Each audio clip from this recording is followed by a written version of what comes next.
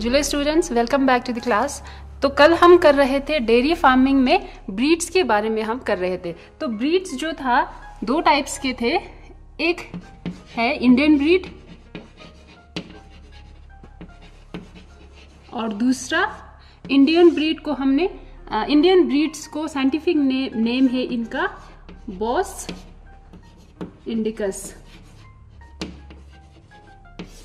तो Bos indicus जो ये साइंटिफिक नेम है इंडियन ब्रीड्स का। नेक्स्ट सेकंड था एक्सोटिक ब्रीड्स। एक्सोटिक ब्रीड्स यानी फॉरेन ब्रीड्स। एक्सोटिक ब्रीड्स को कहते हैं हम बॉस टॉरस। अब ये जो इंडियन ब्रीड्स हैं इनका नाम है, कल भी मैंने आपको एग्जाम्पल में बताया था पर जल्दी जल्दी में थोड़ा अच्छे से नहीं बता पाया। इंडियन ब्रीड्स में एग्जाम्पल है साहिवाल, रेड सिंधी, गिर, कंकरेज एक्सेट्रा। ये सब ब्रीड्स है इंडियन ब्रीड्स। अब इंडियन ब्रीड जो काऊ का दूध होता है उसको हम कहते हैं A1 milk, sorry A2 milk, A2 milk. और फॉरेन ब्रीड्स का जो दूध होता है उसको कहते हैं हम A1 मिल्क। अब नेक्स्ट एक्सोटिक ब्रीड्स में कौन कौन से एग्जाम्पल है? एक है हॉल्स्टेन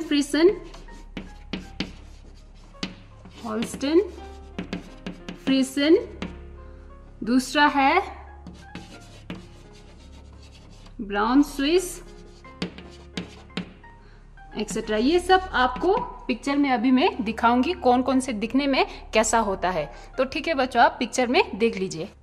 ये देखिए बच्चों, पिक्चर में आप जो A1 milk producing cow breeds है जिसको हम फॉरेन ब्रीड्स कहते हैं वो है बॉस टॉरस। साइंटिफिक नेम इनका है बॉस टॉरस। इसमें सबसे पहले है हॉल्स्टीन फ्रीसन। हॉल्स्टीन फ्रीसन जो है ये सबसे बड़ा, इनका साइज जो होता है ये सबसे बड़ा होता है और मिल्क प्रोडक्शन भी इनका बहुत ज़्यादा होता है। और नेक्स्ट है करन स्विस, दिखने में ऐसा होता है। फिर जर्सी, ब्राउन स्विस। अब ये सब है फॉरेन ब्रीड्स। अब फॉरेन ब्रीड्स में आप देख लीजिए कि इनके बैक पर हम नहीं प्रेजेंट होते हैं और इनके ड्यू लैब्स भी बहुत छोटा या एब्सेंट होते हैं। अब next A2 milk producing cow breeds में देखिए आप, जिनको हम बॉस इंडिकस भी कहते हैं, जो लोकल ब्रीड्स होते हैं वो है साहिवाल, गिर, कंकरेज और रेड सिंधी। इनमें आप देख लीजिए कि इनके जो बैक पे हम प्रेजेंट होते हैं और ड्यू लैब जो है वो भी बड़ा होता है। तो डिफरेंसेस जो है फॉरेन ब्रीड्स और इंडियन ब्रीड्स में ये दो मेन चीज होते हैं। तो ये हो गया आपका पिक्चर ब्रीड्स के बारे में। ओके बच्चों, अब हम देखेंगे कि काऊ जब हम खरीदते समय, डेयरी फार्म के लिए खरीदते समय हमने क्या क्या चीज ध्यान रखना है। सिलेक्शन ऑफ काऊ जो है वो हमने कैसे करना है वो देखेंगे आप।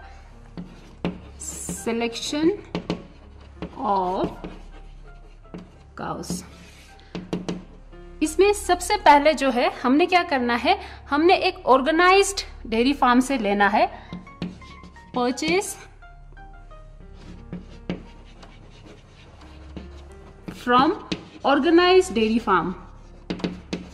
ऑर्गेनाइज्ड फार्म से हमने क्यों लेना है? क्योंकि ये जो ऑर्गेनाइज्ड फार्म्स होते हैं ये क्या करते हैं, उनके काउस के पेडिग्री रिकॉर्ड्स रखते हैं। अब पेडिग्री रिकॉर्ड क्या होता है?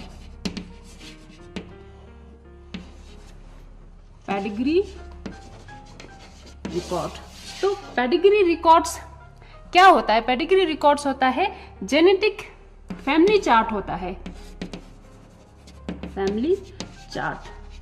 तो जिसमें काऊ के जो एंसेस्टर्स है उनके जेनेटिक ट्रेड्स को रिकॉर्ड रखते हैं, उसको हम कहते हैं पेडिग्री रिकॉर्ड। तो पेडिग्री रिकॉर्ड में हमने क्या देखना है? एक तो यील्डिंग देखना है, उस काऊ के एंसेस्टर्स जो है, उसके प्रीवियस जनरेशन्स जो है उनमें यील्डिंग कितनी है वो देखना है, डिजीज रेजिस्टेंस देखना है, डिजीज रेजिस्टेंस देखना है, और हमने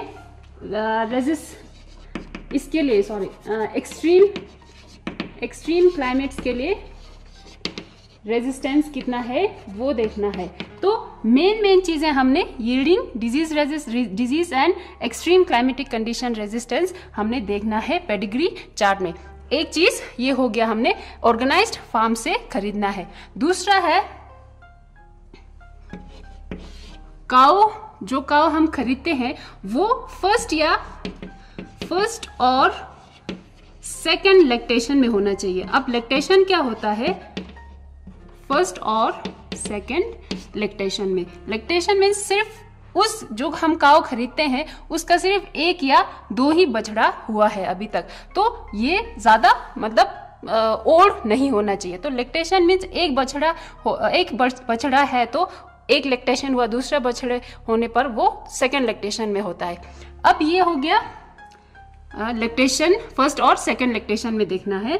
फिर हमने देखना है थर्ड पॉइंट, उसका जो स्किन है, स्किन जो है थिन और सॉफ्ट होना चाहिए, और हेयर्स जो है, हेयर भी फाइन एंड सॉफ्ट होना चाहिए, और नेक्स्ट जो है ड्यू लैप जो है वो ज्यादा बड़ा नहीं होना चाहिए, ड्यू लैप जो है स्मॉल होना चाहिए।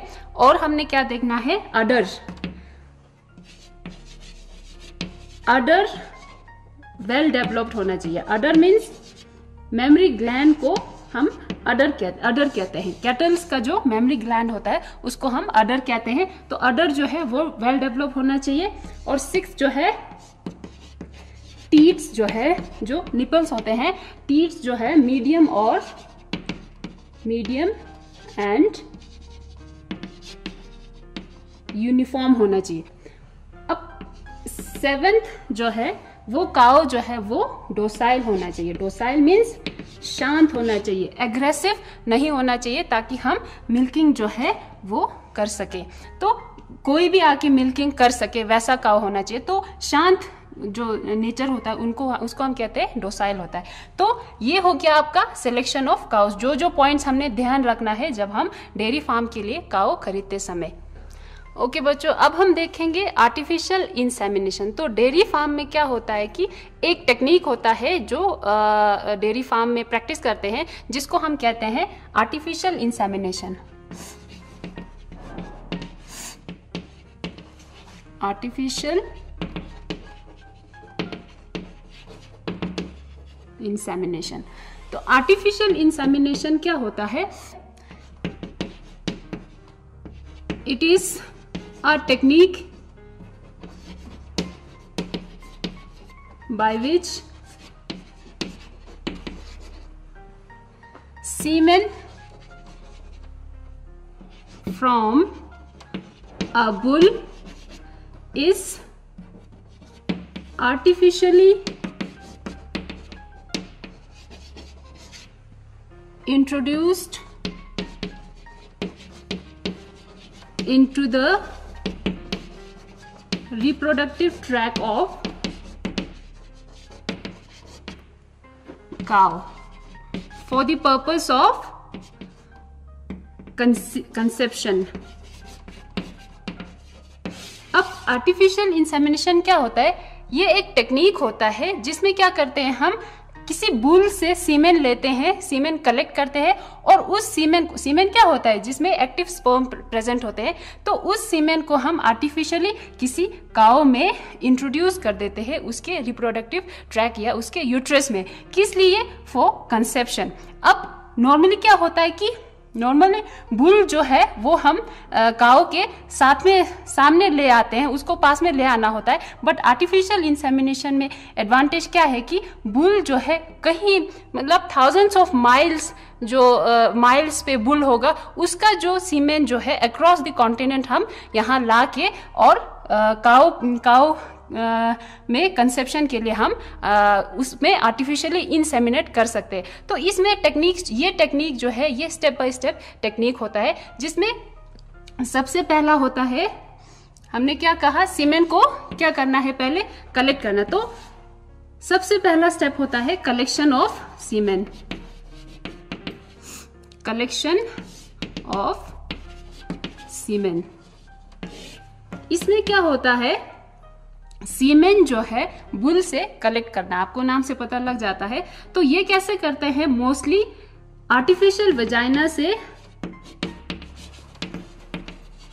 आर्टिफिशियल वजाइना यूज करते हैं। इसमें क्या होता है कि एक डमी काउ रखते हैं, तो डमी काउ रख के उसके the bull is stimulated to mount on to the dummy cow. फिर हम क्या करते हैं, उसके बाद जब वो बुल इजैकुलेट करेगा सीमेन को, हम आर्टिफिशियल वेजाइना में सीमेन को कलेक्ट कर देते। तो वो हो गया कलेक्शन ऑफ सीमेन। अब उसके बाद क्या होता है, कलेक्शन के बाद नेक्स्ट होता है इवेल्युएशन। इवेल्युएशन ऑफ सीमेन। अब सीमेन का इवेल्युएशन मीन्स स्क्रीनिंग करते हैं। अब उस सीमेन में कोई इन्फेक्शन तो नहीं है, या जेनेटिक डिजीज तो जो स्पर्म्स होते हैं उसमें कोई जेनेटिक एनोमलीज तो नहीं है, वो सब हम देखते हैं, जिसको हम कहते हैं इवेल्युएशन ऑफ सीमेन। थर्ड हम करते हैं स्टोरेज। अब सीमेन को स्टोर करना होता है। सीमेन को स्टोर कैसे करते हैं, सीमेन को हम लिक्विड नाइट्रोजन में स्टोर करते हैं। लिक्विड नाइट्रोजन में स्टोर करते हैं। ये जो लिक्विड नाइट्रोजन है ये -196 डिग्री सेल्सियस पे होता है, ये बहुत ज्यादा ठंडा होता है। तो ये सीमेन जो है किसी स्ट्रॉ में हम डालते हैं, तो स्ट्रॉ जो है वो बहुत सारे स्ट्रॉस जो है, लिक्विड नाइट्रोजन एक सिलेंडर में रखा होता है, तो उस सिलेंडर में स्ट्रॉस रखते हैं, तो उसको कवर कर देते हैं, बंद कर देते हैं। तो जब हम अब क्या करते हैं, ये जो लिक्विड नाइट्रोजन का सिलेंडर जो है वो हम कहीं भी जगह, कहीं भी कॉन्टिनेंट में या कहीं भी कंट्रीज में हम कैरी ट्रांसपोर्ट कर सकते हैं। अब नेक्स्ट स्टेप है इसमें, अब आर्टिफिशियली इंसेमिनेट करना, आर्टिफिशियली इंट्रोड्यूस करना into the track, into the reproductive tract of the female. अब नेक्स्ट है इंसेमिनेशन।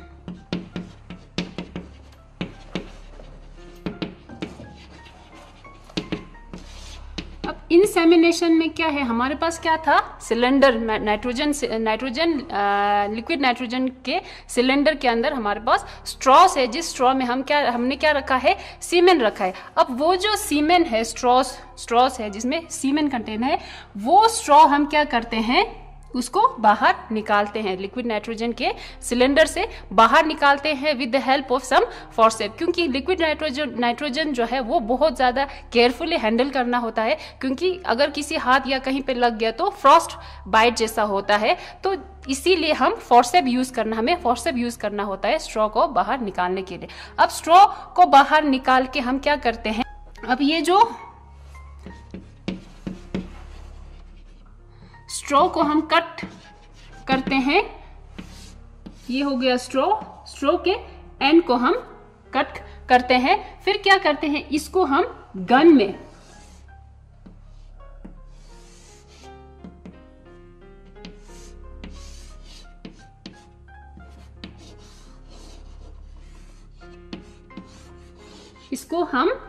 आर्टिफिशियल इंसेमिनेशन गन कहते हैं। ये हो गया आपका स्ट्रॉ। अब ये जो स्ट्रॉ है, हमें क्या करना होता है, इस स्ट्रॉ को आर्टिफिशियल स्ट्रॉ जो बाहर निकालने के बाद एक चीज, इंपॉर्टेंट चीज करना है, क्योंकि स्ट्रॉ -190 डिग्री सेल्सियस पे हमने स्टोर किया हुआ था। अब इसको क्या करना होता है, थॉ करना होता है। थॉ मीन्स वार्म करना होता है। तो थॉ कैसे करते हैं, किसी पानी में, गरम पानी में, जिसका टेम्परेचर होता है 37 डिग्री सेल्सियस से 40 40 डिग्री सेल्सियस तक का टेम्परेचर होता है उस वाटर का। उसमें हम डिप कर लेते हैं स्ट्रॉ को फॉर 30 to 40 सेकेंड्स। अब 30 to 40 सेकेंड्स उसमें डिप कर, ज़्यादा उसमें डिप करके रखेगा तो क्या होगा, वो जो स्पर्म्स है वो मर जाएगा। फिर इसलिए हम जल्दी जल्दी उसको बाहर निकालते हैं। फिर वो थॉ करने के बाद क्या करते हैं, ये जो गन जो है, आर्टिफिशियल इंसेमिनेशन गन है, उसको हमने क्या करना होता है, रब करना होता है, इसको भी वार्म करना होता है बाय रबिंग। तो इसको रब करके हमने इसको वार्म करने के बाद अब क्या करेंगे, हम इसको लोड करेंगे। अब लोड कैसे करते हैं, इस गन के अंदर ये स्ट्रॉ डालने के लिए एक शीट होता है, तो एक शीट के यूज से, शीट के हेल्प से हम क्या करते हैं, गन के अंदर इसको स्ट्रॉ को लोड कर देते हैं। अब क्या होगा, अब ये लोड हो गया, अब हम इंसेमिनेशन के लिए रेडी है। अब इंसेमिनेशन करते समय क्या करते हैं, मेन मेथड जो है वो है रेक्टोवेजाइनल मेथड। अब आर्टिफिशियल इंसेमिनेशन में हम रेक्टोवेजाइनल मेथड यूज करते हैं। Recto means rectum. अब इसमें क्या करते हैं कि हम लेफ्ट हैंड को किसी ग्लव से, हम ग्लव्स लेंगे, फिर क्लीन ग्लव्स को उसके बाहर हम लुब्रिकेंट लगाएंगे। लुब्रिकेंट लगाने के बाद उस हैंड को हमने उसके काऊ के रेक्टम में हम डाल देंगे। अगर उसमें कोई काऊ डंग वगैरह होगा वहां से निकालेंगे। फिर उसको फिर हाथ को अंदर उसके जो रेक्टम के अंदर डाल के फिर हम क्या करेंगे, नीचे जो होगा उसका सर्विक्स का जो पाइप जैसा वजाइना और उसके आगे सर्विक्स होगा वो हम ट्रेस करेंगे। फिर राइट हैंड से क्या करेगा, इस गन को विजाइना के थ्रू, काऊ की विजाइना के थ्रू इंट्रोड्यूस करेंगे। फिर लेफ्ट हैंड से हमने क्या करना है, इस गन को कहां से कहां जा रहा है वो हमने ट्रेस करना है, उसको सही जगह पे पहुंचाते हैं। तो सही जगह मीन्स कहां, सर्विक्स पे। तो जब ये गन जो है ये कहां से जाएगा, वेजाइनल ओपनिंग से जाएगा, और हमारा लेफ्ट हैंड जो है वो रेक्टम से जाएगा, और रेक्टम से हम सर्विक्स के अंदर इसको गाइड करेगा। तो अब इसको गाइड करने के बाद सर्विक्स के अंदर हम क्या करेंगे, तो कैसा होता है अंदर स्ट्रक्चर इसका, ये हो गया आपका रेक्टम, नीचे आपका रिप्रोडक्टिव ट्रैक जो है। अब रिप्रोडक्टिव ट्रैक में क्या होता है, एक यूट्रस का पार्ट होता है जिसको हम कहते हैं, इस पार्ट को सर्विक्स कहते हैं। उसके बाद यूट्रस होता है। अब यूट्रस में जो है कंसेप्शन यूट्रस में होगा, हम क्या करते हैं, गन को यहाँ से इंट्रोड्यूस करके यहाँ पे इस जगह हम गन को फिर छोड़ देते हैं। तो छोड़ देते हैं मीन्स फिर ये जो स्ट्रॉ से क्या निकलेगा, सीमेन जो है यहाँ पर सीमेन जो है रिलीज कर देते हैं। उसके बाद गन और स्ट्रॉ को बाहर निकालते हैं। तो ये इस मेथड को कहते हैं हम रेक्टोवेजाइनल मेथड। बट ये मेथड जो है ये बहुत ही एक्सपीरियंस्ड, और इसके लिए बहुत एक्सपीरियंस और प्रैक्टिस की ज़रूरत होता है, और प्लस इसमें सैनिटेशन जो है वो बहुत ज़्यादा मेंटेन रखना होता है। तो ये हो गया आपका मेथड। आर्टिफिशियली इंसेमिनेट हम कैसे करेंगे, पहले स्ट्रॉ को हम लेंगे, कोल्ड स्ट्रॉ होगा, उसको कट करें, उसको हम थॉ करेंगे, क्योंकि ये जो लिक्विड नाइट्रोजन में स्ट्रॉ को जो -196 डिग्री सेल्सियस पे रखा हुआ है उसको हम थोड़ा सा गर्म करेंगे। फिर गर्म करने को हम कहते हैं थॉ करेंगे, वो 37 to 40 डिग्री सेल्सियस तक के पानी में हम रख के करेंगे। फिर उसके बाद गन में लोड करके फिर हम रेक्टोवेजाइनल मेथड से हम इंसेमिनेट करते हैं। ये हो गया आपका आर्टिफिशियल इंसेमिनेशन। अब हम देखेंगे बच्चों आर्टिफिशियल इंसेमिनेशन का एडवांटेजेस और इसमें डिसएडवांटेजेस क्या क्या होता है। अब इसमें डिसएडवांटेजेस से ज़्यादा एडवांटेजेस, इसमें मेरिट्स ज़्यादा होते हैं। तो पहले हम देखते हैं merits of artificial insemination, AIB कहते हैं आर्टिफिशियल इंसेमिनेशन को।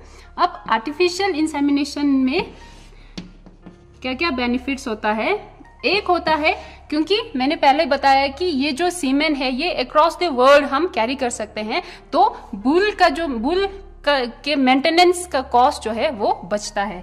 तो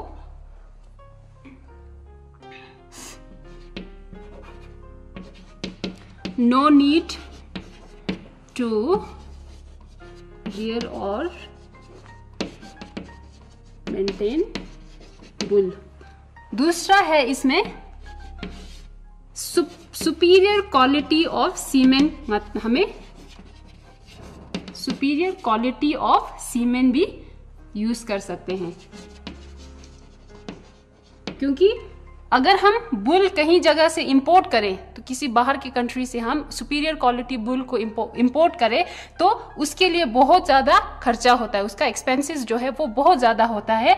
अगर फिर हम एज कंपेयर टू ट्रांसपोर्टिंग दी सीमेन, तो सीमेन को हम अगर कैरी, उस कंट्री से सीमेन को हम इंपोर्ट करेगा तो उसका खर्चा जो है, बुल ट्रांसपोर्ट करने का, इंपोर्ट करने का खर्चा जो है वो बचता है। तो सुपीरियर क्वालिटी ऑफ सीमेन हम कहीं से भी ला सकता है।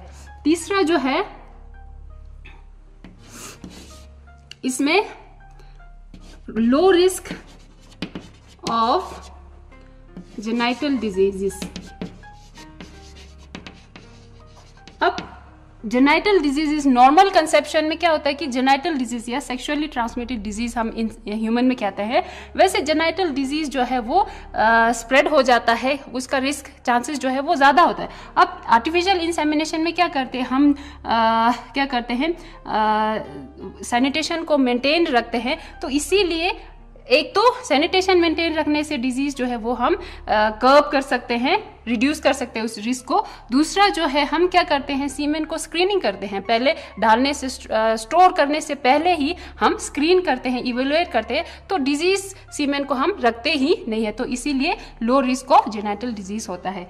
और इसमें जो है फोर्थ जो है वही है, जो बुल जो है वो एग्रेसिव होता है, बहुत ज्यादा एग्रेसिव होता है, तो इसमें हमें no handling of aggressive bull. तो ये सब चीजें जो है हमें ये सब चीजें जो है मेरिट्स है आर्टिफिशियल इंसेमिनेशन करने का। अब हम देखते हैं कि इसमें डीमेरिट्स क्या है। डीमेरिट्स में ज्यादा कुछ नहीं है।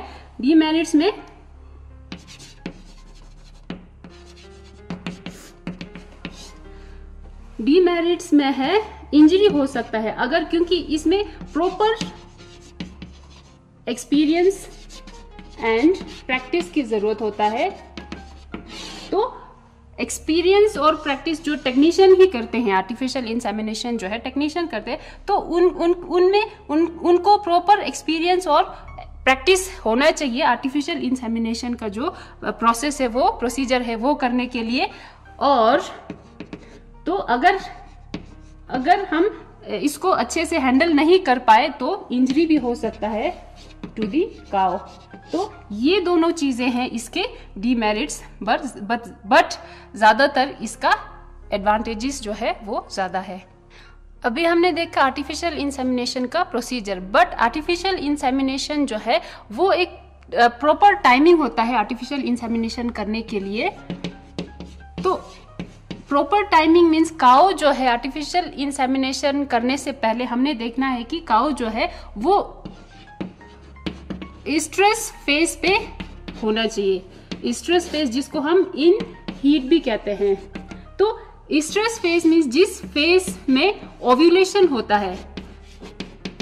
अब ओव्यूलेशन फेज में क्या होता है, मीन्स ओव्यूलेशन मीन्स जब काउ जो है वो रेडी फॉर कंसेप्शन होता है, कंसेप्शन के लिए रेडी होता है, उस वक्त हमने क्या क्या देखना है, कुछ साइंस होते हैं काउ में, वो देखना है। तो वो देखने के बाद ही हमने आर्टिफिशियल इंसेमिनेशन करना है। तो उसमें क्या क्या होता है, वो जो काउ जो है वो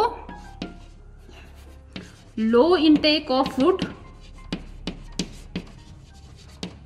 फ्रीक्वेंट यूरिनेशन,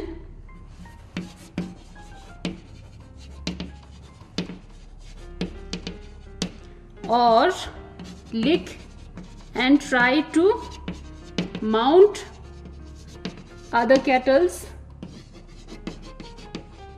एक्सेट्रा। ये सब चीजें अगर हमने काऊ में देखा तो ये काऊ जो है ये स्ट्रेस फेज में है, तो स्ट्रेस फेज में ही उसी टाइम पे हमने आर्टिफिशियल इंसेमिनेशन करना होता है, ना कि हर टाइम आर्टिफिशियल इंसेमिनेशन करें। तो ये हो गया आपका आर्टिफिशियल इंसेमिनेशन के बारे में। तो इसके साथ आपका इकोनॉमिक जूलॉजी का पार्ट जो है वो चैप्टर खत्म हो जाता है। तो थैंक यू बच्चों।